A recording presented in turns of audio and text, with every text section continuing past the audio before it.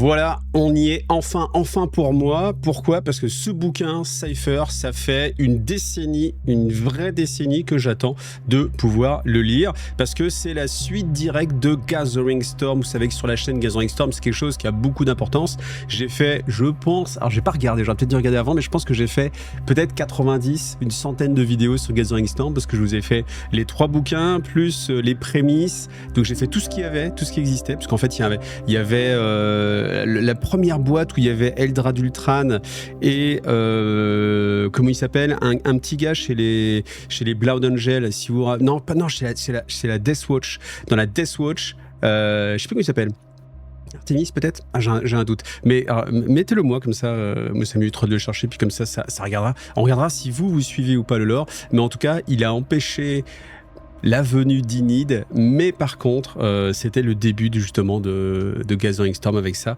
Et là, Cypher, c'est la suite directe du 3e bouquin. Je ne l'ai jamais lu et je me suis toujours demandé ce qui se passait. Et si vous avez suivi Gathering Storm le dernier, vous savez que, je ne vais pas vous spoiler, alors si vous ne voulez pas être spoilé, c'est un petit peu dommage parce que là forcément, tout ce bouquin-là spoil la fin de Gathering Storm. Donc vous pouvez aller regarder encore, vous avez le temps, hein, la playlist Gathering Storm sur la chaîne.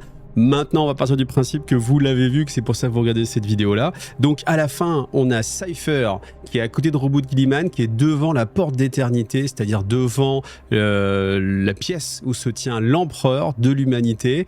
Et il a convenu avec Roboute Guilliman que s'il l'aidait à s'enfuir en fait d'une prison où Magnus l'avait enfermé, enfin au sein du Maelstrom, etc., etc. Je reviens pas dessus. Roboute Guilliman lui a promis, une promesse de Primarch, c'est censé avoir beaucoup de valeur, qu'il pourrait avoir accès, grâce à lui, au palais de l'empereur, à la porte d'éternité et à discuter avec papa.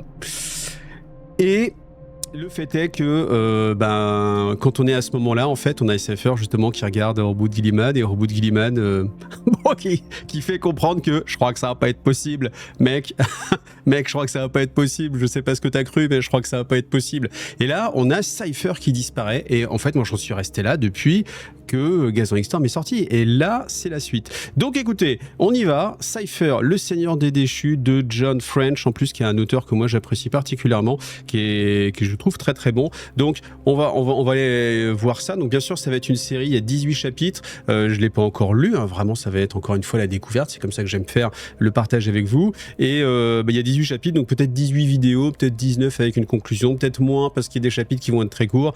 Là, il y a 200 pages à peu près. Donc écoutez, c'est parti, c'est écrit gros quand même, donc on est parti, puis écoutez, on verra bien. En route pour l'aventure du roman de l'été sur Wargame Lore TV. L'âme humaine est avide de vérité simple, l'ombre et la lumière, le péché et la justice, la perfidie et la vertu.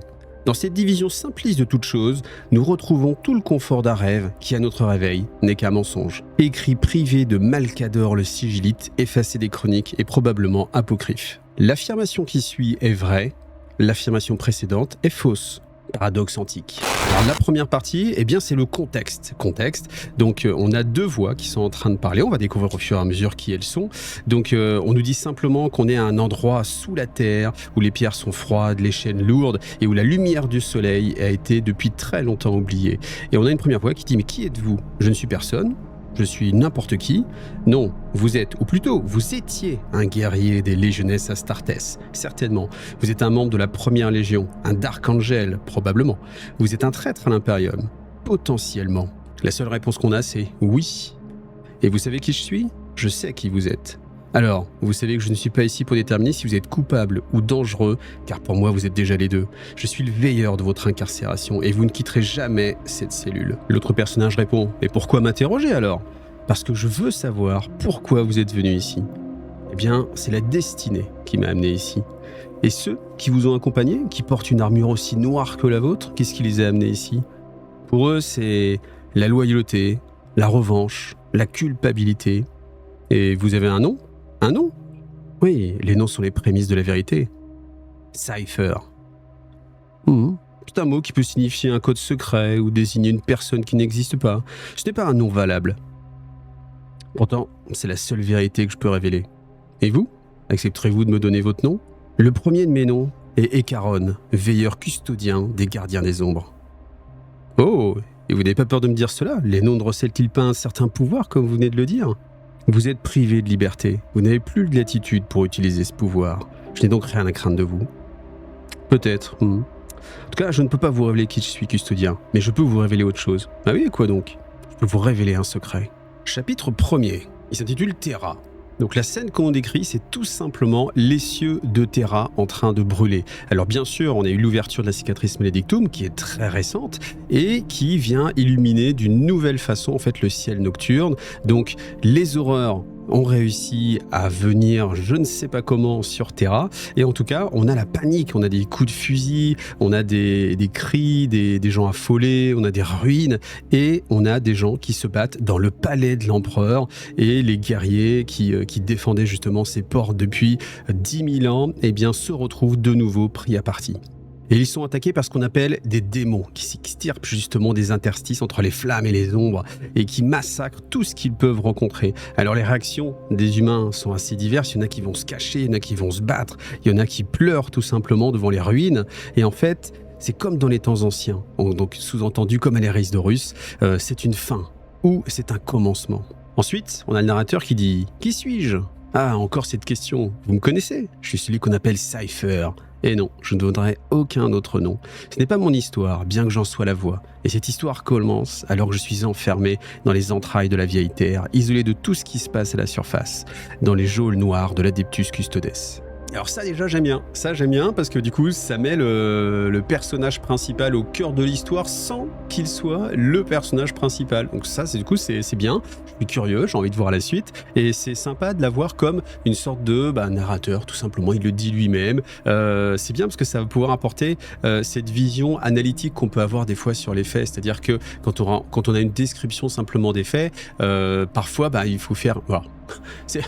J'allais dire, bon, la plupart du temps, il faut essayer de faire l'effort nous-mêmes de comprendre un peu ce qui se passe. Quand on a un narrateur qui peut participer à l'action, peut être un petit peu extérieur, là je pense quand même qu'il va participer à l'action quand même, moi j'attends ça, eh bien, il peut apporter des éléments en fait de façon factuelle qui nous aident en fait à comprendre la situation dans laquelle on est de façon assez simple, assez efficace et peut-être avec d'autres points de vue et peut-être en disant oui mais est-ce que tu penses vraiment ça ou alors est-ce que tu es sûr de bien avoir lu, etc. Donc ça déjà je trouve que c'est super intéressant et puis vous allez voir les petites phrases qui suivent sont plutôt pas mal. Donc il nous dit qu'il attend. Il attend tout simplement parce que l'univers avance, évolue, et ce qui est vrai à un instant ne l'est plus la seconde suivante. Il se dit qu'il est mort, qu'il est vivant, qu'il est entravé, qu'il est libre, qu'il est sincère, qu'il ment, et il dit tout ce que vous avez maintenant n'existera plus. Tout ce que vous avez perdu reviendra. Il vous suffit d'attendre. Donc il y a vraiment cette notion d'un cycle un peu perpétuel entre les choses, donc attends de voir ce qui se passe. Et il nous dit, pendant que la Terre brûle, la première clé qui ouvrira la porte du futur commence à tourner. Ensuite, on a une autre partie qui s'appelle Orbite haute. Donc on est au-dessus du mont Trône, donc on a un vaisseau immobile dans le vide avec une coque verte. Son nom est l'Absolution. Il a traversé la galaxie après avoir quitté la planète Fenris, donc planète, bien sûr vous connaissez le monde chapitral des Space Wolves, et il vient avertir Terra du retour d'un ancien ennemi de l'Imperium. Mais il se rend vite compte que quand il arrive, eh bien, la Terre est déjà en train de brûler. Alors attention, on n'a pas le palais de l'empereur qui est complètement ravagé, Terra qui est détruite, mais en tout cas, il voit bien qu'il y a pas mal d'actions à la surface et qu'il arrive un petit peu trop tard. L'ennemi l'a précédé. Donc ensuite, je vous rappelle, le narrateur, c'est Cypher lui-même. Donc il nous dit, depuis la baie d'observation d'une tour située au sommet de la proue du vaisseau, un guerrier observe les incendies qui ravagent la face nocturne de Terra. Il s'appelle Mordachi et c'est un épistolier du Librarius du chapitre des Dark Angels. Et il nous dit, c'est un sorcier, un fratricide. Et un fratricide, ça désigne quelqu'un qui a tué son frère. Donc, qui a-t-il tué? Est-ce que c'est beaucoup de Dark Angel? Est-ce que il est allié de Cypher ou plutôt un autre? Eh bien, écoutez, on ne sait pas encore pour l'instant. Tout ce qu'on sait, c'est que Cypher nous dit peut-être que dans une autre vie, il a été un homme bon. Ça n'a aucune espèce d'importance, mais je l'apprécie autant que je le plains. Alors, Nariel déglutit. Et même s'il a le grade de sergent, eh bien en fait ils ne sont pas très à l'aise. Et c'est pas justement à la vue du palais de l'empereur, à la vue des tours Sun qui sont en train de brûler, mais parce que, eh bien, il se sent, malgré les années de service au sein des Dark Angels, malgré le fait qu'il est sergent, malgré le fait qu'il a évolué au sein du cercle des mystères. Alors, ce que j'aime bien, c'est la petite phrase de Cypher qui dit que les Dark Angels utilisent pour ce qu'ils pensent être la vérité qu'ils préservent. Et qu'ils pensent être, ça c'est vraiment fort, parce qu'on peut supposer que Cypher a une autre vérité. Encore une fois, il y a toujours ce syndrome, justement, entre les Dark Angels. Est-ce qu'ils défendent la vérité? Est-ce qu'eux-mêmes se font avoir? Ça, c'est toujours très puissant. Alors Cypher nous dit qu'il a été confronté à la terreur, au doute, et pourtant il n'a jamais tremblé. Mais en cet instant précis, il se rend compte qu'il a la gorge sèche. Et qui pourrait lui reprocher? Pas Cypher en tout cas. Nariel explique tout simplement qu'ils ont reçu des informations diverses et variées qui ont été corroborées et qui permettent de certifier une chose, et tout simplement, au lieu de dire les choses lui-même, parce qu'il est justement, il a du mal à dire les choses, c'est dire toute la puissance que les mots peuvent avoir, il appuie simplement sur un de ses boutons de son armure et les haut-parleurs s'activent. C'est lui, c'est Guilliman, Primarque, il revenu, que l'empereur Dieu loué, Guilliman est revenu. Et voilà, donc c'est le message qui apparaît. Et là, on a les deux Dark Angels qui écoutent le message et qui s'étonnent. Même Mordachi se retourne et il dit c'est vrai. Et Nariel acquiesce en disant oui, on a vraiment beaucoup d'informations, on est certain. Le seigneur Roboute Guilliman est vivant, il a marché sur le sol de Terra et il est revenu. Et en fait, c'est là où un moment fatidique où Nariel sent que la petite pause qu'il vient de marquer va faire douter Mordachi. Pourquoi? Parce qu'il sait qu'il a une autre information, et Mordachi étant un psycheur, il a senti que l'apothéose de joie avec le retour d'un Primarque n'était pas la seule information à donner, et surtout la suite va estomper une chose aussi incroyable que le retour d'un Primarque, parce que là, à ce moment précis, c'est la première fois qu'on a le retour d'un Primarque depuis 10 000 ans. Plus aucun Primarque n'a été rencontré dans la galaxie depuis 10 000 ans, et là, on a le retour d'un des fils de l'empereur, Roboute Guilliman. Maintenant, honnêtement, je vous dis Roboute Guilliman, vous faites... Ouais, et quoi d'autre? Vous avez fait peut-être des dizaines de bastons contre Roboute Guilliman ou avec lui, donc ça n'a aucun impact. Par contre, il faut bien se mettre dans l'idée, il y a une dizaine d'années, c'était énorme. Le retour d'un Primarque, un être de légende, dont on n'avait jamais entendu quoi que ce soit. Là, c'était le retour, il venait de renaître, donc c'est vraiment énorme. Ça, faut vraiment l'avoir en tête. Donc mettez-vous un peu dans cette idée-là, oubliez tout ce que vous savez depuis 10 ans, et surtout que là, je pense qu'on va apprendre des choses. Et donc, eh bien, on a Mordachi qui redoute la suite. Et en fait, Nariel n'a pas le courage de lui dire. Donc, tout simplement, il rappuie sur un bouton de son armure et on a le message suivant. Donc,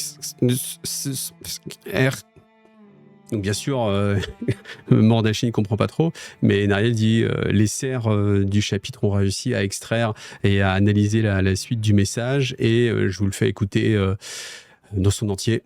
Alors là, tu te dis quand même, bon, il aurait peut-être pu gagner un petit peu de temps, en fait, au lieu de faire du côté dramatiste comme ça. Et là, on entend les mots. Astartes, inconnu, Cypher. Et voilà. Le nom est lâché, et encore une fois, comme le dit si bien Cypher, qui est le narrateur, il dit « Voilà encore la puissance des mots ». Ce mot Cypher, il a une puissance extrêmement folle, surtout au sein du chapitre des Dark Angels. Le nom est lâché, comme une malédiction murmurée à l'oreille d'un roi. Les noms ont un pouvoir, à l'instar de la vérité. Et ce nom, mon nom, a le pouvoir de changer le futur de Mordachi. Et le pire, c'est que on sait, les Dark Angels savent que Cypher était aux côtés de Guilliman. Et ça, on sent le frisson. Moi, je serai à leur place, je m'implique dans l'histoire, je sentirai ce frisson. Pourquoi? Parce que Cypher incarne tout ce que les Dark Angels veulent cacher. Et le fait qu'il soit à côté de Roboute Guilliman, qui est la représentation la plus haute de l'Imperium, juste en dessous l'empereur lui-même, eh ben c'est la pire des choses pour un Dark Angel. Et en fait, on commence à imaginer un petit peu le cheminement de pensée, parce que bien sûr, il se renseigne, il dit mais que s'est-il passé? Eh bien, Cypher a été fait prisonnier par les Custodes. C'est vrai qu'on se rappelle à la fin, en fait, il hésite, en fait, dans la fin de Gathering Storm, il hésite à sortir ses pistolets, mais il sait que, bon, entre Roboute Guilliman et puis les Custodes, il va pas réussir à s'en sortir, donc du coup il se laisse capturer, et du coup il a été enfermé, voilà, et les Dark Angels le savent. Et comme il explique à Nariel, ce qui se passe, c'est que les custodes, s'ils l'emmènent dans les geôles, c'est parce qu'ils ne peuvent pas le tuer, ou bien qu'ils cherchent à avoir des informations et qu'ils vont l'interroger. Et là encore, tout le monde comprend. Nariel aussi comprend et se dit, mais si les custodes ont des informations, ils vont apprendre, peut-être, ce qu'ils croient être la vérité. Encore une fois, rappelez-vous ce qu'ils croient être la vérité. Parce qu'à cette époque-là, on n'a pas encore eu le retour du lion. Rappelez-vous. Et je vous invite vraiment, une fois que cette série sera terminée, à aller voir la série que je vous ai faite, qui s'appelle Le Roi de la Forêt, avec justement Lionel Johnson. Et ça, moi, je trouve ça vraiment puissant. Donc Nariel demande quand même, mais comment sais-tu ces choses-là? Et Mordachi lui répond, aucun secret ne meurt, frère. Exécute les serfs qui ont entendu ce message. Ordonne à nos troupes de se tenir prêtes. Fais l'analyse orbitale des défenses. Évalue tactiquement la situation. Purge toutes nos archives.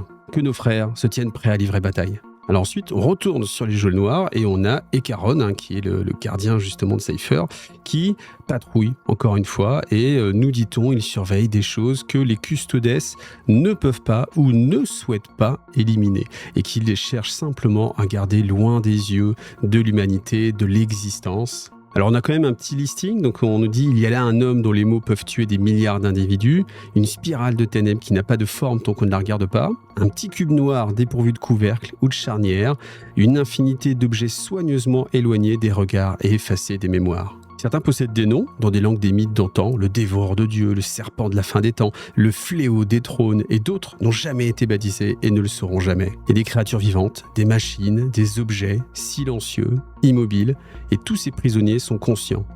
Comment le sais-je ? Dit Cypher. Eh bien, on ne devient pas un mystère soi-même sans en apprendre quelques secrets au passage. Ce qui est intéressant justement, c'est qu'on a une époque où les custodes sont mal connus. Les custodes sont une légende, on n'en a jamais vu. Ils existent en figurine depuis simplement quelques années, à cette époque-là, quand on a justement cette histoire de Gathering Storm. Et on a une description un petit peu, donc Cypher nous dit que contrairement aux Space Marines, ils n'ont rien à voir avec un Space Marine, rien à voir avec un Astartes, et que les Astartes, ce qui fait leur force, c'est d'être entraînés en groupe. C'est une machine qui fonctionne à plusieurs. Leur force fait leur nombre et la somme des parties est plus grande, que, vous connaissez l'histoire, la somme des parties est plus grande que l'individualité qu'il est. Vous avez que ça.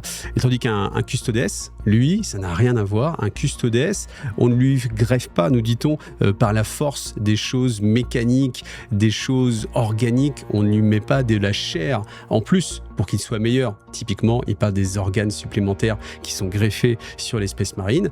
Non, la modification des custodes se fait de façon bien plus insidieuse.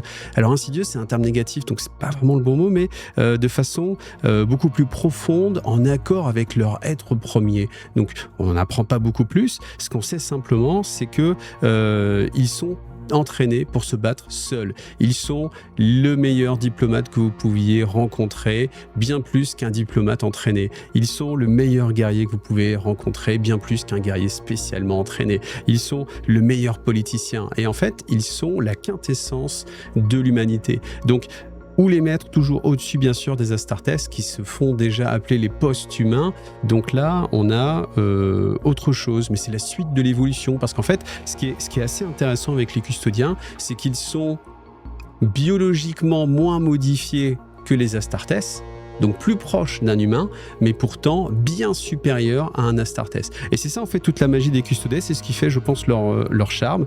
Et Cypher nous raconte que dans un temps jadis, il y avait une légende qui disait que les premiers custodiens étaient les enfants des rois déchus. Donc typiquement, quand vous aviez les guerres d'unification, les princes ont été pris et ont été transformés en custodiens. Voilà. Donc Cypher nous dit, je ne sais pas si à l'heure actuelle les choses sont encore ainsi, mais en tout cas c'est certain qu'ils se battent comme des princes parce que ils sont les meilleurs dans tous les domaines. Alors pendant ce temps-là, Ekaron interroge vocalement en fait son application interne, son Alexa, voilà, pour demander est-ce que l'intégrité des cellules est toujours opérationnelle. Donc on a une voix robotique qui sort de son armure et qui dit intégrité des cellules, étage 1 à 81, 100% opérationnel. Il demande état des lieux de la stabilité de l'interface Warp Les senseurs éthériques indiquent une fluctuation de grande ampleur des courants du warp dont la source est extérieure au complexe. Les générateurs de champs inhibiteurs et les boucliers éthériques compensent le phénomène. L'intégrité des protections arcaniques et des sceaux éthériques est estimée à 98%. Et ensuite, on apprend une chose très intéressante sur le dédale noir, c'est que justement, c'est un dédale, c'est un labyrinthe mouvant et qui a sa propre façon de bouger. Et les custodiens sont capables de se déplacer à l'intérieur sans se perdre, sans tomber dans les pièges, très nombreux pièges qui sont disséminés. Et en fait, ça, c'est représenté par le fait que il avance, il compte dans sa tête très précisément 1, 2, 3 secondes, et là il se met à tourner. Et en fait, c'est ce que Cypher connaît en fait des geôles noires, c'est que seuls les custodiens peuvent se déplacer dans cet endroit-là, et il sait que de temps en temps en fait les custodiens prennent un des prisonniers, un des moins dangereux, et puis le laissent s'échapper pour éprouver justement ce système de sécurité, et que la résultante n'a jamais été la liberté, mais à chaque fois la mort. Alors on a d'autres exemples, donc il s'arrête, la seconde d'après, un mur apparaît derrière lui, là où il n'y avait que de l'air, ensuite le haut et le bas s'inversent, le mur tournoie, le sol tremble, on a des choses-trappes, des armes dissimulées qui tirent au hasard, qui quadrillent en fait le secteur, et E40 lui bien sûr continue d'avancer sans ralentir, indemne, comme s'il se fondait parmi les mécanismes de défense. Très logique, il est lui-même, je pense, la meilleure mécanique de défense qu'il y a au sein du labyrinthe. Il n'y a pas beaucoup de veilleurs custodiens dans les geôles ce soir. La plupart ont répondu à l'appel de la guerre et sont en train de se battre pour défendre la prison de l'extérieur. Il est le seul à être resté à l'intérieur. Et même s'il ne doute pas de ses capacités, eh bien, nulle prison n'est parfaite, il le sait. Ce soir, les détenus sont agités, et 40 sent leur nervosité. Malgré les champs de force, les verrous voids, le métal, la pierre, il parvient à percevoir leur présence, même s'ils ne font aucun bruit. Et 40 continue d'avancer, lance en main, cerné de silence. Et voilà, fin du premier chapitre. Pour l'instant, moi je trouve ça très bien. Déjà, première bonne surprise, Cypher est là en tant que narrateur, donc il peut mettre des petites phrases. Alors on n'est pas sur de la punchline, mais on n'est pas loin, qui permettent de donner encore plus de relief en fait à tout ce qui est dit. Et puis c'est une très bonne trouvaille en fait, je trouve, de l'auteur, de John French, pour justement rajouter des choses au récit sans pourtant en faire des caisses et être obligé de trouver des choses compliquées. Là, simplement un petit doute, la vérité que les Dark Angels croient défendre, et rien que ça en fait ça suffit, alors que sinon il faudrait expliquer des centaines de choses ou avoir lu des centaines de bouquins pour comprendre ces passages-là. Donc ça, je trouve ça vraiment très très bon. Donc pour l'instant, Cypher est enfermé. Les Dark Angels viennent d'arriver en orbite. Ils savent que Cypher est enfermé. Ce qu'on peut imaginer très raisonnablement, c'est qu'ils sont prêts à attaquer Terra, les geôles des custodiens, pour libérer Cypher ou le capturer eux-mêmes pour ne pas qu'il succombe à l'interrogatoire des custodiens, qu'ils trahissent en fait les secrets des Dark Angels. Et c'est un moment même où on peut même encore se demander, et plus ou moins la réponse, mais est-ce que les Dark Angels connaissent eux-mêmes la vérité et ils ont peur d'une chose qui peut-être... Enfin, ils ont peur de l'inconnu, comme ils ne savent pas, ou ils croient savoir, ils ont peur de ce que pouvait révéler Cypher, alors que... Voilà. Mais du coup, c'est vraiment très intéressant. Après, maintenant, voir vraiment les Dark Angels s'attaquer aux custodiens, franchement, j'ai vraiment du mal à l'imaginer. Alors, pas qu'ils puissent le faire, ça ok, mais que ça puisse avoir un impact, qu'ils puissent s'en sortir, j'ai vraiment du mal à imaginer qu'un Dark Angel ou n'importe quel Astartes puisse faire match avec un custodien, ou 2 ou 3, ou puisse faire échapper Cypher, je sais pas, mais en tout cas c'est ce que ça laisse présager. Peut-être Cypher a réussi à s'échapper grâce à l'action des Dark Angels. En tout cas, on sait que l'intégrité physique des cellules est à 100%, par contre l'intégrité Warp n'est qu'à 98%, et on sait que Cypher possède... Alors, on ne sait pas s'il possède lui-même des pouvoirs, je ne pense pas, mais en tout cas, il est aidé d'une certaine entité, parce qu'il peut se matérialiser à des endroits qui sont impossibles. Donc, déjà, quand il est apparu au sein de la forteresse pour venir en aide à Guilliman, c'était de façon magique. On sait aussi maintenant, mais bon, ça, on n'est pas censé le savoir quand on lit le bouquin, quoique... que on a aussi Lionel Johnson hein, qui peut se déplacer à travers la forêt, vous savez, cette forêt magique, où il apparaît à un endroit et puis il sort à un autre endroit, totalement à l'autre bout de la galaxie. Donc, est-ce que c'est la même entité qui aide aussi Cypher? Est-ce que c'est le même type de pouvoir? Moi, j'ai ce sentiment-là, je pense que c'est un petit peu ça. Donc voilà, bah écoutez, en tout cas, j'espère que ça vous a bien amorcé, que ça vous a donné envie de voir la suite. Si vous voulez voir la suite comme d'habitude, bah bien sûr, vous vous abonnez, mais bien sûr, vous l'avez déjà fait parce que vous aimez les romans de l'été, vous avez envie de savoir Cypher, le Seigneur des Déchus, ce que ça va donner. En tout cas, bah, moi, je vous donne rendez-vous tous les jeudis à 18 h. Et si vous me suivez sur Tipeee, là, comme c'est un roman, j'ai pris de l'avance, donc vous avez beaucoup plus de vidéos qui vont être disponibles rapidement pour que vous soyez pas comme ça un petit peu coupé du récit et que vous puissiez avoir tout le récit sur un temps assez rapide. Hein. Même l'objectif, c'est si je peux faire ça pour que vous ayez ça pendant les vacances, là, ce serait vraiment top. Alors après, bien sûr, je peux pas estimer moi-même si je vais réussir à faire les 18 vidéos dans un mois, ce qui paraît très compliqué. Mais en tout cas, ce qui est sûr, c'est que ce sera beaucoup plus rapide si vous êtes sur Tipeee. Et puis, moi, c'est ce qui m'aide le plus, c'est ce qui me permet d'avoir justement un salaire à chaque fin de mois pour pouvoir continuer à vous faire des vidéos comme ça et pouvoir faire aussi des choses qui me font plaisir. Pas être toujours à me dire, tiens, encore une fois, ah bah cette vidéo, il faut que je la sorte. Non, là, je fais vraiment quelque chose qui me tient à cœur, vraiment, ce bouquin Cypher. Je vous garantis, ça fait des années que je veux le lire. J'y suis enfin, donc moi, ça me fait particulièrement plaisir et j'espère que je vais embarquer plein de monde avec moi. Voilà. Donc, merci encore à vous tous de m'avoir suivi. Pensez à liker, en ce minimum, un petit like, tic-tac. Ça aide l'algorithme et puis peut-être qu'il y a d'autres gens comme ça qui vont découvrir Cypher et avoir, je sais pas, une passion même qui va se développer comme ça pour le lore de Warhammer 40 000. Voilà. En tout cas, Cypher, moi, c'est clairement un de mes personnages préférés. Dites-moi si vous aussi, vous l'appréciez autant que moi, même avec tout ce qu'on sait maintenant. Mais moi, clairement, il a une part spéciale dans mon cœur. Allez, bisous et à bientôt. Salut à tous.